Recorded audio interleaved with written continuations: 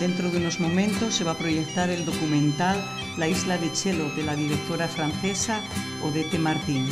Y a continuación formaremos la mesa coloquio, que estará configurada por Anita Sirgo, Esperanza Martínez y la concejala de la Mujer del Ayuntamiento de Langreo, Anna San Miguel.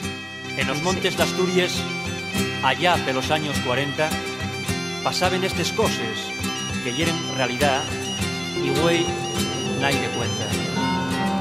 Durante muchos años he soñado en encontrarme con Chelo, que con mi padre, guerrillero antifranquista, me habló de ella muchas veces. Como él y tantos otros en España, en los montes de León y de Galicia, Chelo resistió a la dictadura. Más allá del final de la guerra civil, su guerrilla, aislada, abandonada de todos. Os va a dirigir la palabra en primer lugar, siguiendo ya con nuestros actos, una mujer de todos conocida, luchadora, vital y un orgullo para los finlandeses por tenerla entre sus socias. Ella nos va a contar brevemente sus encuentros con la guerrilla, cómo sirvió de enlace, la edad que tenía, su experiencia. Anita. Yo voy a hablar un poco sobre mi experiencia, pero viendo lo de la camarada y luchadora que tenemos aquí, que ya estuve escuchando en la radio Langreo, lo mío es un poquitín sobre la guerrilla. Mi padre fue guerrillero, yo fui enlace de la guerrilla, yo llevaba la comida a la guerrilla. Yo, cuando ellos se reunían, yo cuidaba, por si venía la Guardia Civil. En mi familia mataron a 3, que fue a mi tío, un hermano de mi padre, un hermano de mi madre, y a mi padre, que no sé dónde está enterrado todavía, porque lo mataron por el monte. Nosotros éramos pequeños, nos llevaban toda la familia, allí no miraban a qué hora era, te tocaban a la puerta y igual daba a las 2 que a las 3 de la mañana, entraban, no te dejaban vestirte siquiera mientras ellos estaban escacheando toda la casa y teníamos que ir desde el Campurro de Lada, cruzando montes y montes hasta el Carmen de Lada, que era donde estaba el cuartelillo de la Guardia Civil. Allí nos metían la pistola en el pecho a mi hermano y a mí porque querían que dijéramos dónde estaba nuestro padre. Allí ya nos dieron bastante bofetadas, a pesar de que éramos unos críos. De ahí a mi madre la llevaron para el penal de Figueras. Estuvo 5 años en el penal de Figueras. Después que salió de presa, vino y nos fuimos para casa donde teníamos en el Campurro de Lada, donde yo nací. Nos encontramos que no teníamos ni muebles ni nada. Hasta una triste muñeca de trapo que yo tenía, nos la hubieran llevado los falangistas. Fueron los falangistas. Los muebles que nosotros teníamos estaban en Lada, en el local de ellos, haciendo uso de ellos, de los muebles. O sea, que mi vida en la guerrilla duró poco. Yo llevaba la comida en una maniega, que vosotros sabéis lo que es una maniega, que era donde íbamos al prau con la grana, para echar al prau para que saliera a la tierra, y eso es la grana, la pación. Metíamos la comida en esa banastra, la tapábamos con una sábana, después la cubríamos de grana y no se veía nada de la sábana, no se veía nada. Entonces yo era bien pequeña y llevaba la comida allí donde me estaban esperando los compañeros, los guerrilleros que estaban en una franja esperando. Yo me cruzaba bastante con la Guardia Civil, porque de aquella patrullaba mucho por los montes. Pero yo, como era pequeña, no se imaginaban de que yo iba a llevar la comida a los guerrilleros. Yo pasaba y os daba los buenos días y ellos me daban los buenos días o las buenas tardes, depende cuando llegaban por allí. Y cuando llegaba al sitio donde tenían que estaban ellos, escondidos, yo me bajaba la manastra de la cabeza y como si estaba cansada y me sentaba allí, miraba por todos los lados para ver si veía algo para poder llegar al sitio donde ellos estaban. A ver que eso, yo me cogía la manastra, me la ponía en la cabeza otra vez, llegaba donde estaban ellos y os dejaba la comida y yo me iba rápidamente.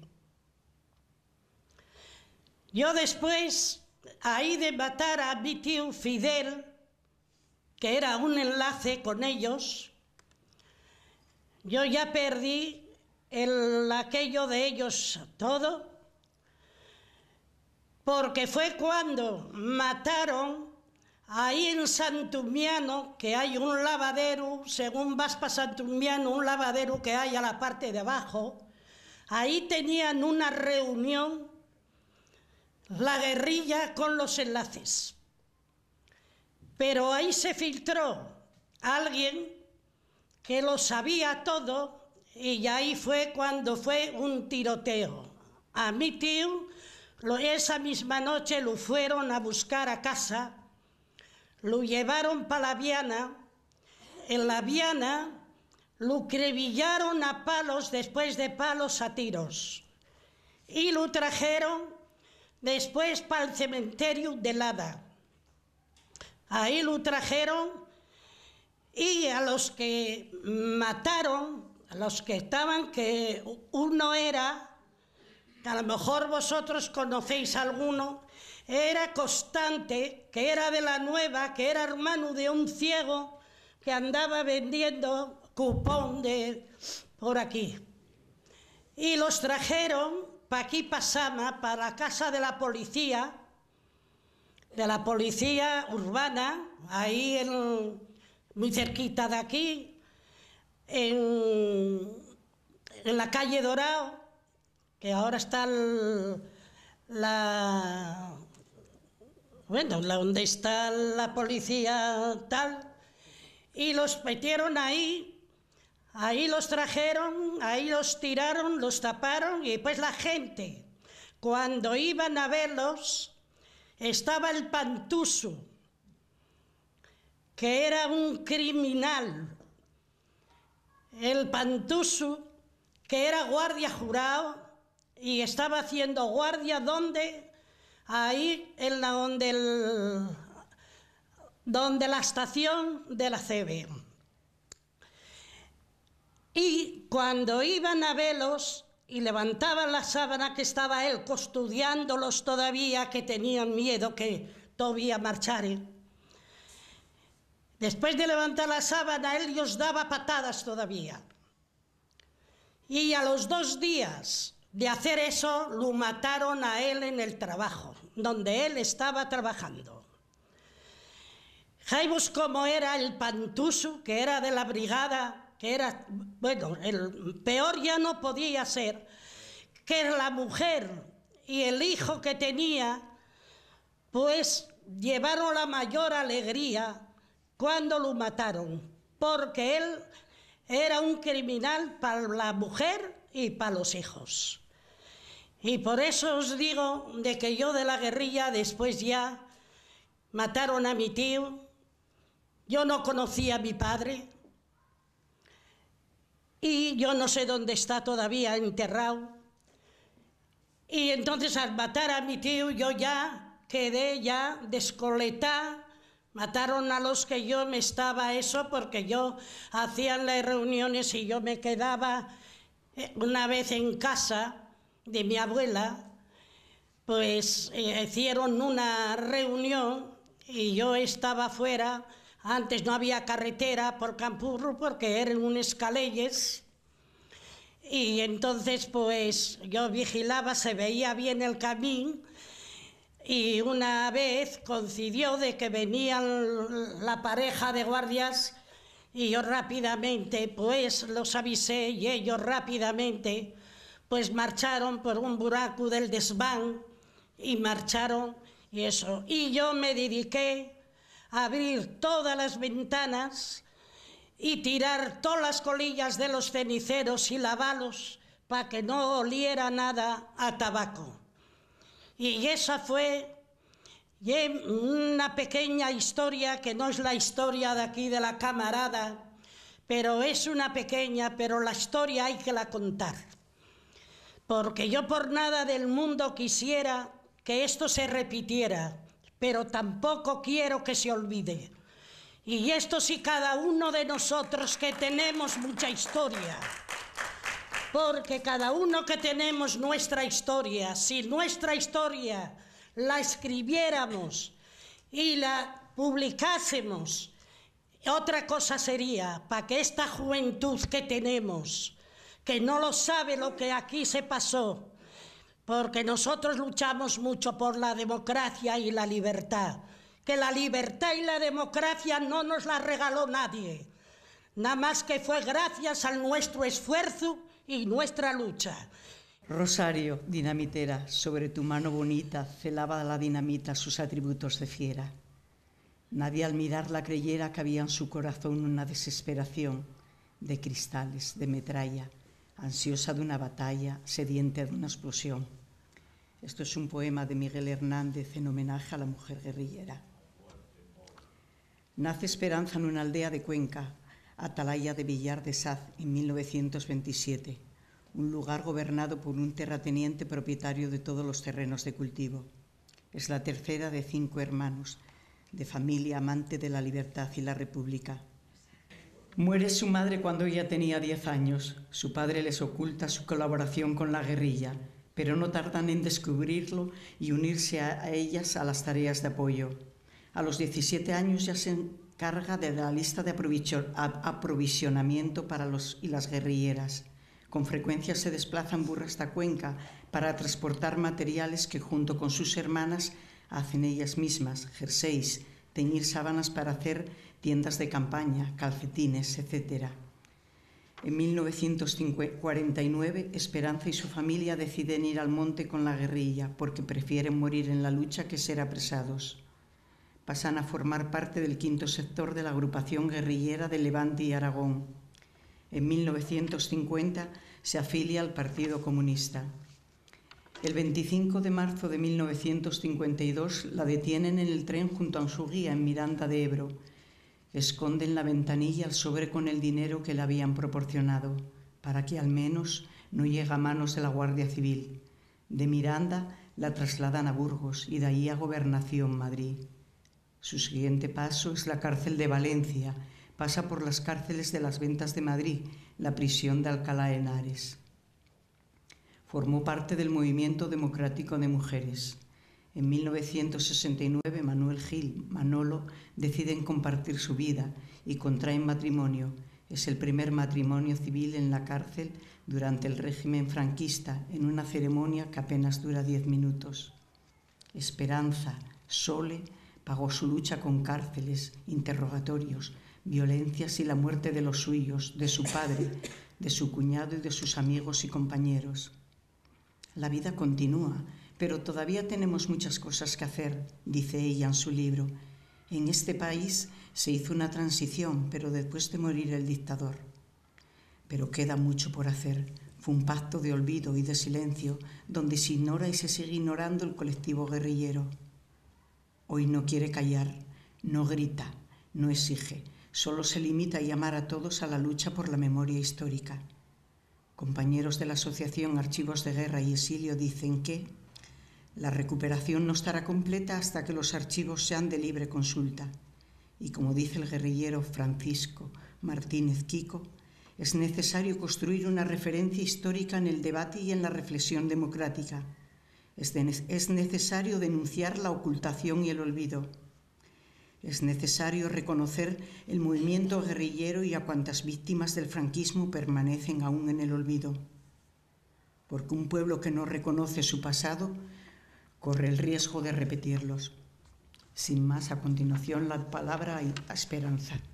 Muchas gracias por todas las loas que he recibido de toda la asistencia, porque al fin y al cabo me habéis recibido con un abrazo muy fuerte, que lo agradezco enormemente, sobre todo a todas las filanderas y en particular a Asun, que ha sido la que me ha invitado a venir y que, en fin, me llevo un grande recuerdo de todas vosotras, de todos los asistentes, y la verdad es que será un recuerdo inolvidable para el futuro, donde siempre pondré como ejemplo todo vuestro trabajo, que creo que es muy interesante, es muy importante.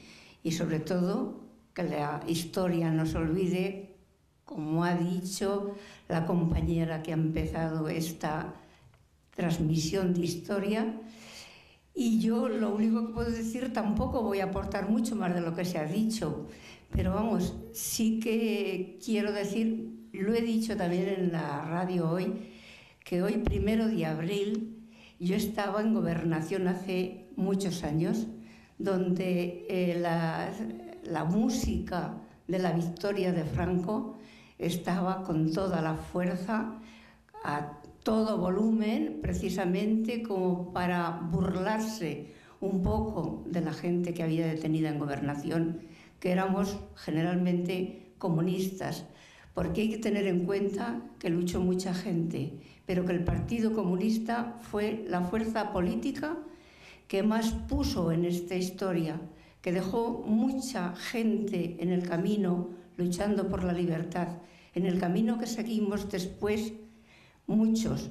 Yo tuve la suerte de no estar en el primer posfranquismo cuando terminó la guerra, porque aquellas mujeres, hay que hablar de las mujeres, que se habla muy poco de ellas, y han sido las más sacrificadas, las que lo han dado todo, y que si no hubiera sido por ellas, no hubiera sido posible la ayuda a los guerrilleros y hubiera sido posible el trabajo que ellos desenvolvían.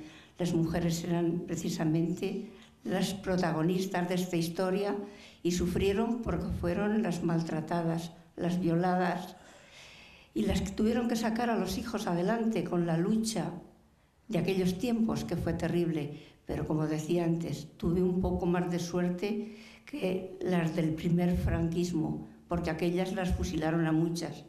Yo pudieron haberme fusilado porque me lo decían, pero no me fusilaron. Sigo aquí todavía dispuesta a dar toda la guerra que sea capaz de hacer.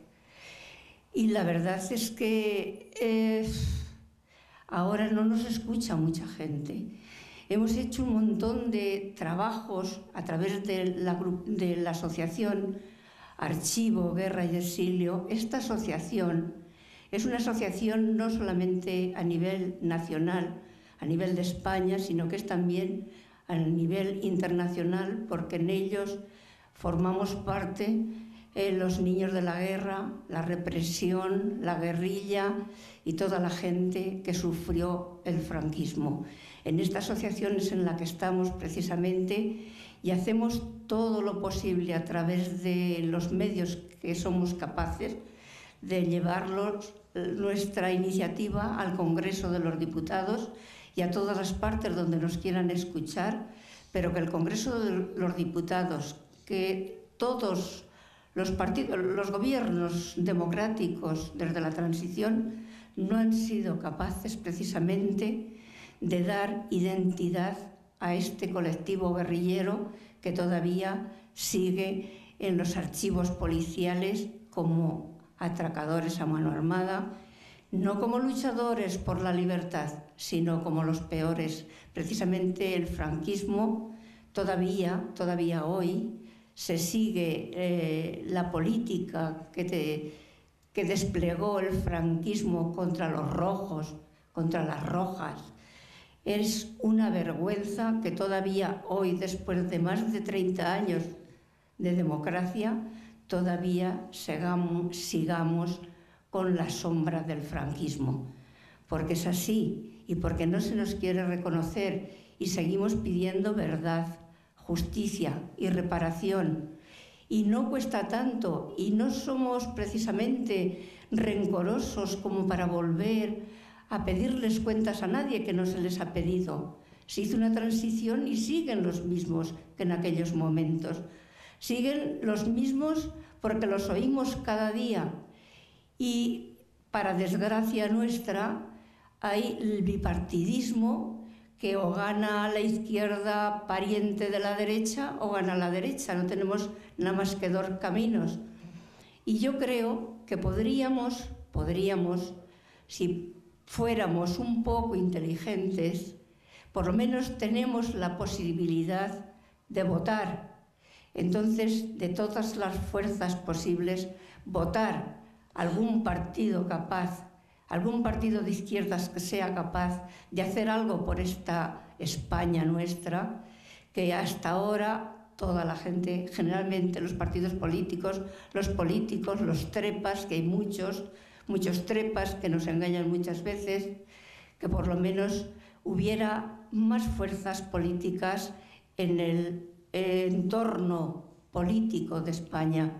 Porque es que además yo soy del PC, sigo estando en el PC, hago poco porque yo ahora me dedico más a lo de la asociación nuestra, a la recuperación de la memoria, pero sin embargo hay otras fuerzas políticas que se les puede también votar, pero que a nosotros, a la Izquierda Unida, que es la que se presenta precisamente a las elecciones, tenemos que pagar doblemente caro la votación porque necesitamos muchísimos más votos para sacar un diputado.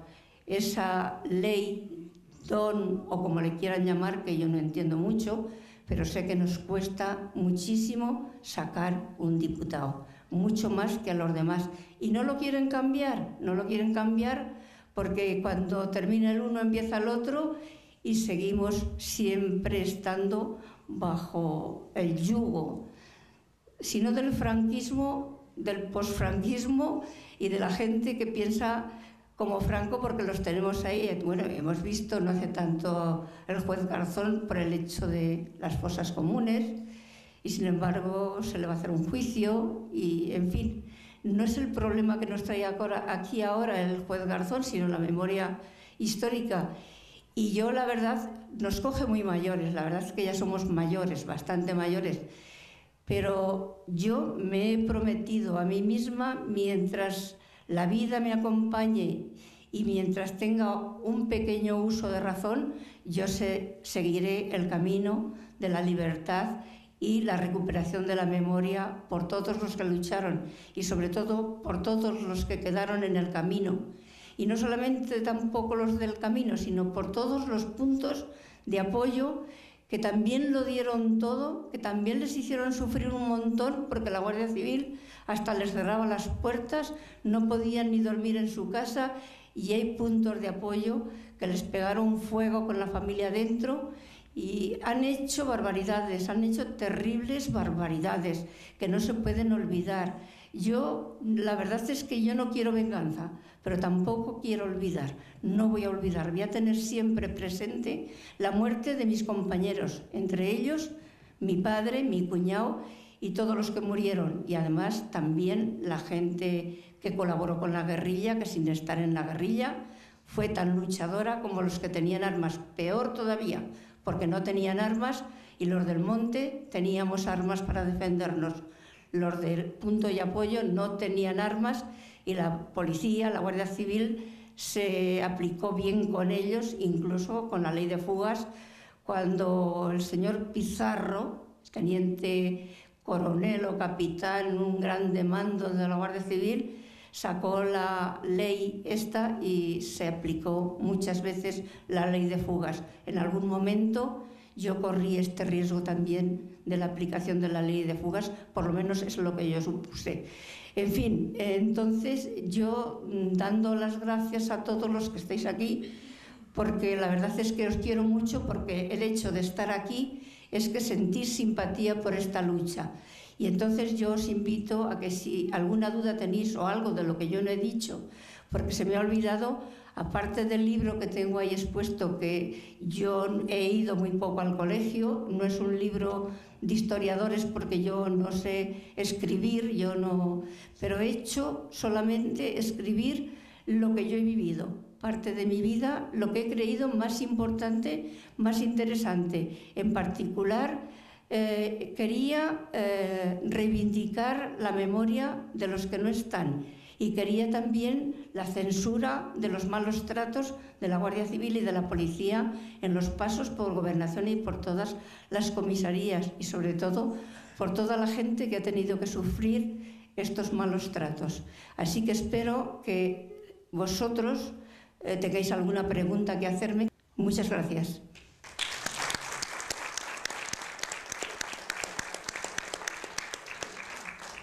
Bueno, pues a ver quién se anima. No, si tengo yo. Bueno. Ordiales. Buenas tardes. Esperanza, en una de las secuencias que vimos antes, planteaba Chelo que una de las cuestiones que se pedían era la anulación de los juicios, cuando se hacían esos juicios sumarísimos, donde efectivamente allí no costaba ninguna de las acusaciones que se pretendían. Cuando vosotros planteáis esto al gobierno de turno, que sería el encargado, además de pasar por el Congreso, de que esto efectivamente se llevase a cabo, con lo que fácil que parece, desde el punto de vista de la moral, no sé si a nivel de las leyes podrían ser con carácter retroactivo algunas de ellas, pero ¿qué es lo que les dicen para que esto sea un impedimento? Anular esos juicios sumarísimos donde efectivamente se les acusaba de nada de lo que hacían. Bueno, hay que tener en cuenta que hubo una guerra, que hubo una república en primer lugar, un gobierno legal ganado por unas elecciones libres, y que esta república fue avasallada por una sublevación del franquismo. Entonces ganaron la guerra ellos, a partir de los 3 años de guerra que duró, con muchos muertos por medio, porque se mató, vamos a pensar igual que no lo fue, pero que en las dos partes murió gente. En una guerra todo el mundo trata de defenderse como puede. Pero luego después de los 3 años de guerra, porque había que matar a todos los comunistas, había que matar a toda la izquierda, ya no había comunistas. Y hay que tener en cuenta que el franquismo ha seguido matando hasta el último momento. Nosotros, no los comunistas, yo estoy hablando ahora del archivo Guerra y Exilio, que es en la asociación donde yo estoy, donde pido y exijo esto, y sí, es verdad que exigimos esto, de que todos los juicios sumarísimos precisamente sean anulados, porque eran ilegales. El régimen de Franco fue ilegal también. Y entonces, al ser ilegal, merece condena, debería de merecer condena, que se borren los juicios sumarísimos, los años de cárcel, en fin, un montón de cosas. Yo creo que es de derecho de que se haga. Y entonces, aparte de pedir verdad, justicia y reparación, queremos seguir luchando contra la impunidad de estas injusticias. Y ya decimos que siguen porque es que además es la sombra del franquismo la que tenemos. Los vemos, los escuchamos cada día todos ellos. Y sí, estamos dispuestos a hacer eso y lo seguimos haciendo, además lo estamos haciendo. Cuando a ti te cogieron, ¿por qué te cogieron? Nos gustaría saber si hubo una relación, si hubo una casualidad, porque la compañera habla de que tú cuando traías el dinero que te cogieron en Aranda de Duero, en Miranda de Duero, tú metiste entre la ventanilla el dinero que traías, porque no querías que fueran precisamente la Guardia Civil quien se lucrara de ese dinero. O sea, que el que lo encontró tuvo una gran suerte. Entonces, a mí me gustaría que reflejaras todo eso que a ti te pasó y por qué, al acabar la guerrilla y todo, nos cuentes un poquitín ese capítulo. Yo creo que no empecé a los 17 a suministrar a los guerrilleros, sino a los 18, a los 19, supongo yo, pero lo mismo da un año para adelante que para atrás, que quiero decirte que la forma de pensar era la misma. Entonces yo me fui con mi padre, mi madre había muerto, pero yo me fui con mi padre y mis hermanas, sí que me incorporé al monte, con mi cuñado también, los dos, mi padre y mi cuñado asesinados por la Guardia Civil, que tardé 50 años de saber dónde estaban enterrados, peleé mucho por todo eso. Entonces, después de la guerrilla, era el momento de la evacuación de la guerrilla, porque no era momento de seguir luchando, porque se había terminado la Segunda Guerra Mundial, y entonces el franquismo parece ser que quedaba perenne, porque las potencias se pusieron más de acuerdo con el régimen que había entonces en España, con que se instalara una nueva república, por ejemplo. Estaban más cómodos de esa manera. Bueno, yo pasé a Francia porque era el momento de evacuación de la guerrilla. Se había tardado ya demasiado tiempo. Yo me incorporé a la guerrilla en los últimos, cuando ya no era de enfrentamientos, sino de resistencia. Pasé a Francia a través del partido, y el partido me mandó a España a buscar guerrilleros. Yo vine a España clandestinamente con un pasaporte falso, andando desde San Juan de Luz, andando de noche hasta Pamplona, que es el primer viaje que yo hice, que lo hice felizmente. Recogí a los guerrilleros, yo conocía a uno de ellos, y como había otros 3 o 4, pues venían con ellos, pues eran todos lo mismo. Pero yo tenía que conocer a alguno y lo conocí, Matías, que se llama, ahora no me acuerdo cómo se llama ahora, pero vamos, Matías era el nombre de guerrilla que tenía. Los cogí y a la noche, cuando se hizo de noche, previamente, yo me trajo un guía, venía con un guía, yo al guía lo despedí, le dije ya hasta por la noche que no me esperara en tal sitio, pero a tal hora sí. Entonces allí nos juntamos todos y cuando fue de noche nos marchamos a San Juan de Luz por el mismo camino casi que habíamos venido. Todo fue estupendísimamente. Los dejé en San Juan de Luz. Yo me fui a Francia, bueno, a Villanueva-le-Roi, que está muy cerca de París, y allí yo estaba descansando porque yo acababa de hacer un viaje y la norma era esperar un tiempo hasta nuevo trabajo.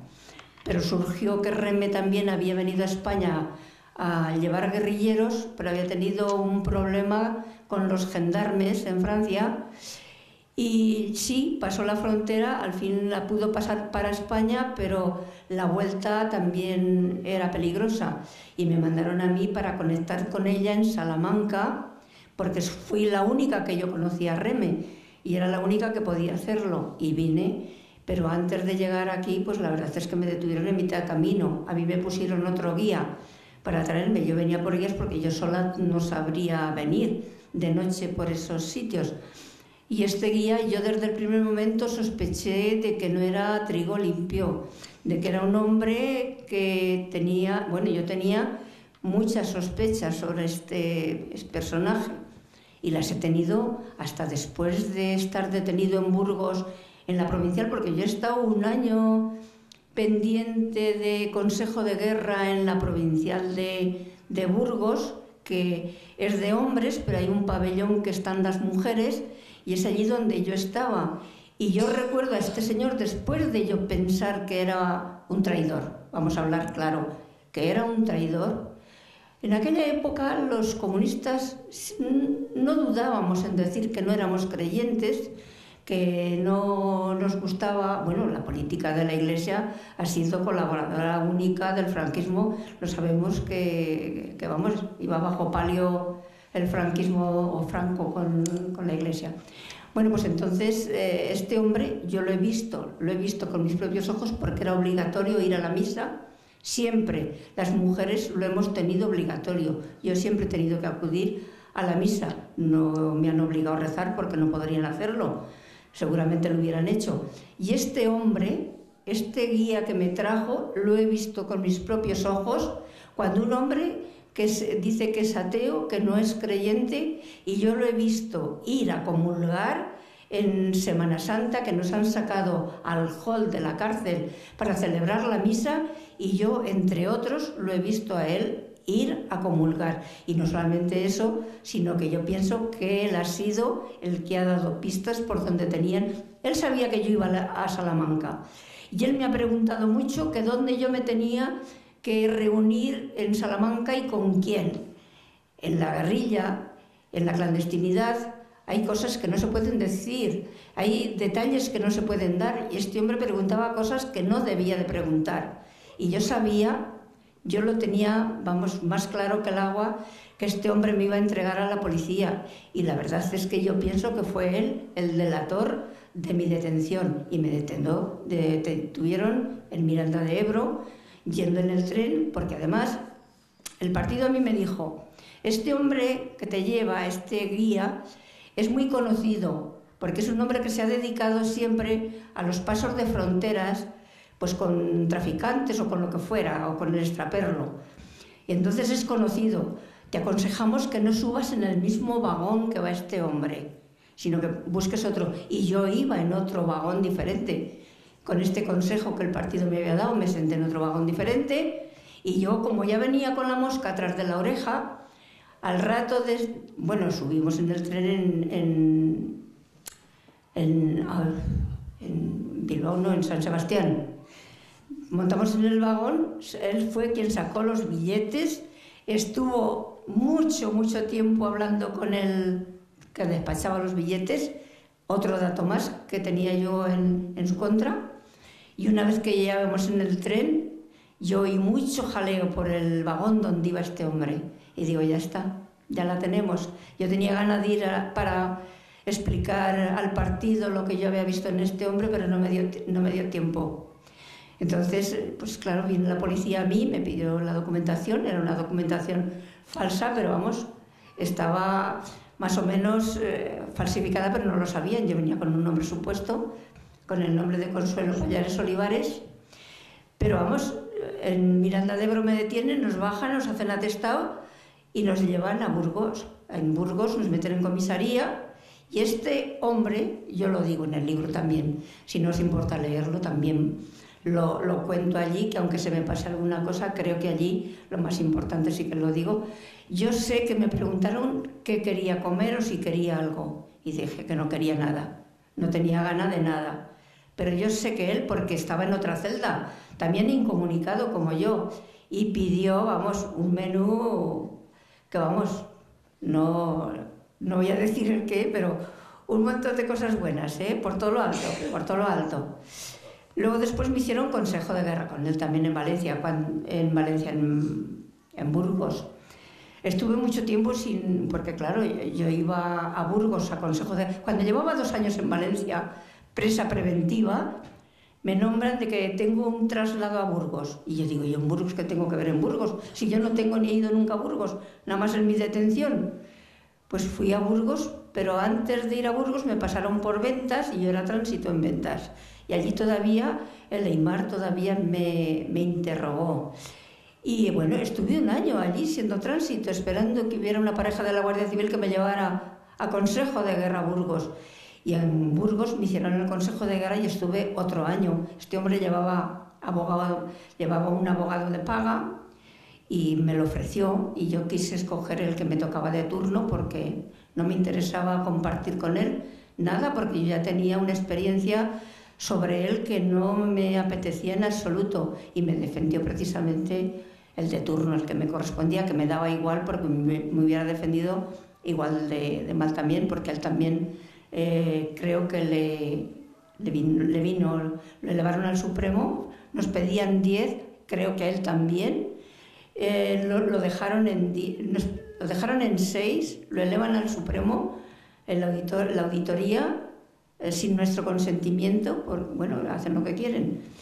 Y yo me fui, bueno, llegué a Valencia, me pedían 21 días, me juzgaron con mi hermana y con Reme, y me quedé con los 21 días. Como yo ya era penada, ya no puedo estar en la provincial de Valencia y me llevan a Alcalá de Henares. Pero yo pienso que como ya llevo tanto tiempo preventiva, yo ya salgo libre de lo de Burgos.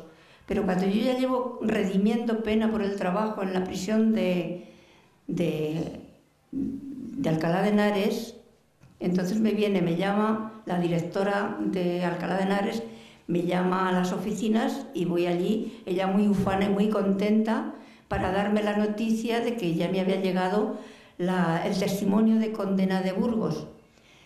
Y me lo dice toda muy contenta, que me lee la condena que me habían puesto, y se pensaba que yo me iba a coger una rabieta o que me iba a poner a llorar. Yo le dije, me da lo mismo, no lo voy a cumplir.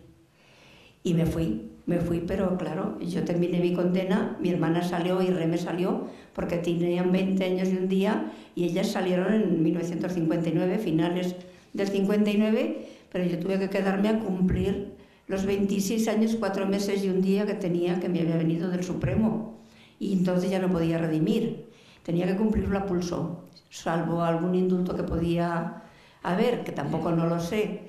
Entonces no podía redimir. Luego ya, al pasar, no sé el tiempo que pasó, salió otra nueva orden con redención de pena por todas las penas. Me incorporé otra vez a redimir pena por trabajo.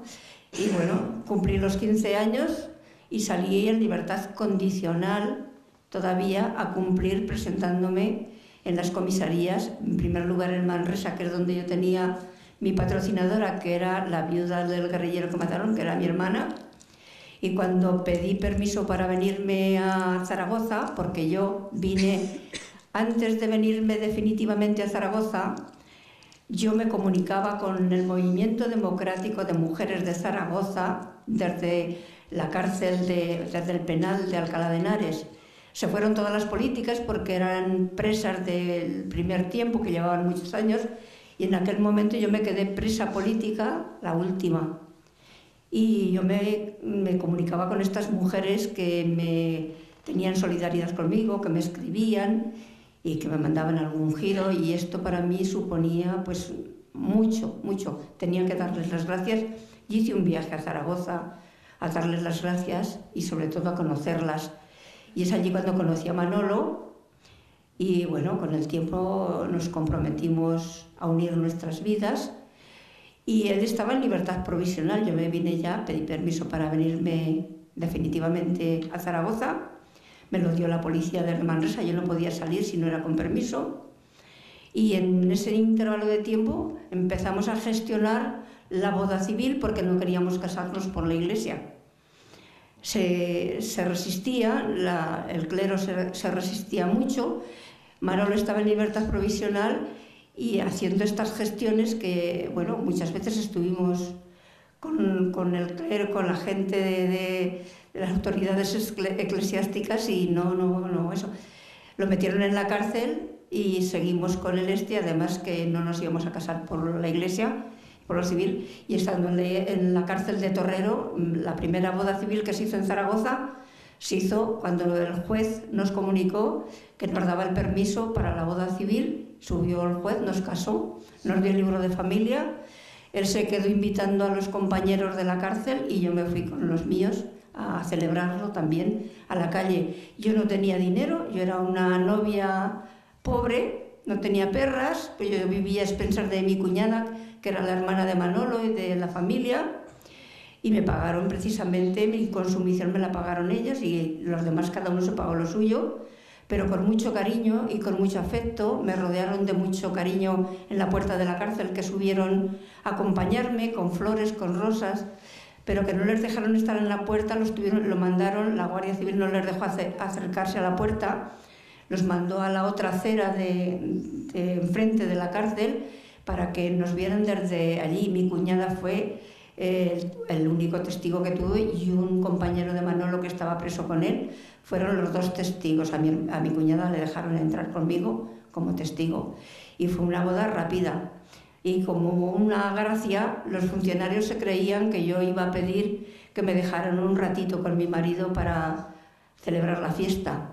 Y me ofrecieron, los mismos funcionarios de la cárcel me dijeron que tenían una celda habilitada para si queríamos pasar un rato juntos, y les dijimos que nosotros ya lo pasaríamos en algún otro momento, pero que en esos cada uno lo íbamos a celebrar por separado, más o menos.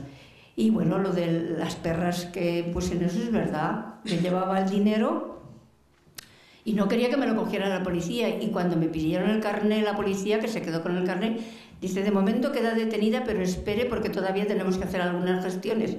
Y en ese intervalo de tiempo que la policía se fue al otro vagón, es cuando yo aproveché el dinero que yo llevaba, de meterlo en la rendija de la ventanilla del tren. Por lo menos para que no me lo quitaran, pero para decir que tenía razón en la sospecha de este hombre, yo sé que cuando yo llegué a la cárcel, la funcionaria me cachea, yo ya estoy en el cuarto con las demás mujeres y me llama la funcionaria y me dice que yo llevaba dinero que no he entregado. ¿Quién sabía que yo llevaba más dinero que no he entregado? No lo sabía nada más que él. Yo le digo, me vuelvan a cachear si quieren, yo no llevo más dinero, pero me pueden cachear y verán cómo no tengo. Que quiero decirte que está clarísimo que este hombre es el que estaba compaginado o con la Guardia Civil o con la policía, que quería seguramente, pues no sé, a lo mejor hacer otra vida diferente en España, que no fuera... Porque él estuvo luchando en la zona nacional y luego se pasó y se hizo del PC. Pero en esas circunstancias también había muchas sospechas, entonces cualquiera sabe. ¿Alguna pregunta más? Entonces, va a cerrar el acto Ana San Miguel, concejala de la Mujer del Ayuntamiento. Buenas tardes. En primer lugar, muchas gracias por haberme invitado y haber podido compartir esta tarde con todas y todos vosotros. Acabamos de oír el testimonio tanto de Esperanza como de Ana como de Chelo, y todo ello gracias al ciclo organizado por el colectivo Filanderes. Creo que una iniciativa interesante porque supone recuperar un pasado, esa parte de nuestra memoria que corre el riesgo de perderse. Hablamos de gente mayor cuyos testimonios, la mayoría, forman parte de la historia oral, y para que no se olviden es necesario transmitirlos, bien en actos como este o bien grabándolos para poder conformar nuestra historia colectiva, dándole la importancia y el papel preponderante que las vivencias individuales deben tener, para ser más rigurosa a la hora de construir la que algunos denominan la historia con mayúsculas. Todos los testimonios son claves, pero creo que especialmente el de las mujeres, porque conocemos los nombres de muchos hombres, pero una vez más, y como en otras muchas cosas, las mujeres y su participación en la lucha y en la conquista de la libertad ha estado relegada. Por eso nos faltan por conocer muchas historias para conformar la colectiva. Una vez más, muchas gracias y enhorabuena a los Filanderes por esta iniciativa. Calza Julián los zapatos y va hacia la población, a la gueta de tricornios que vaiguen por Colasón. Y otro detalle para ti. Colasón y era fornido, según la siguiente decía, va demostra vos lo agoras y la peñón pa' arriba. Ya pasa la brigadilla, a la gueta los fugaos, cimblando bandos de Yereza, son comunistas no más.